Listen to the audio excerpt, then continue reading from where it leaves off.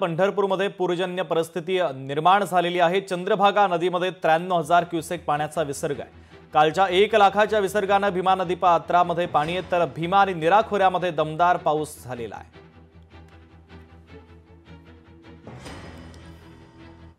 उजनी धरणामध्ये जवळपास 40,000 क्युसेक्स वेगाने पाणी येत आहे, तर उजनी धरणातून चंद्रभागा नदीमध्ये 71,000 क्युसेक्स पाणी सोडलेलं आहे, तर निरा नदीमधून चंद्रभागा नदीमध्ये जवळपास 22,000 क्युसेक्स पाणी भीमा नदीमध्ये अर्थात चंद्रभागा नदीमध्ये येत आहे। आपण आता पंढरपूर शहरातील चंद्रभागा नदीवर आहोत। या ठिकाणी आपण बघू शकताय संपूर्ण नदीचं पात्र हे दुथडी भरून वाहत आहे। चंद्रभागेचं वाळवंट हे संपूर्ण पाण्याखाली गेलेलं आहे।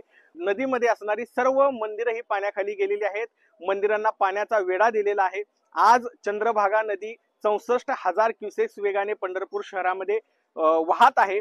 सर्व होड्या ज्या नदीमध्ये नौकानयन करतात भाविकांना घेऊन, त्या होड्या देखील आता किनारी लावण्यात आलेल्या आहेत आणि एकंदरीतच पाऊस जर थांबला नाही तर पंढरपूरला महापुराचा धोका या ठिकाणी संभवतो आहे। आज रात्रीतून चंद्रभागा नदी इशारा पातळी ओलांडण्याची शक्यता व्यक्त केली जाते। अभिराज उबाळे, लोकशाही मराठी, पंढरपूर। लोकशाही मराठी ऐका, पहा, जागरूक रहा।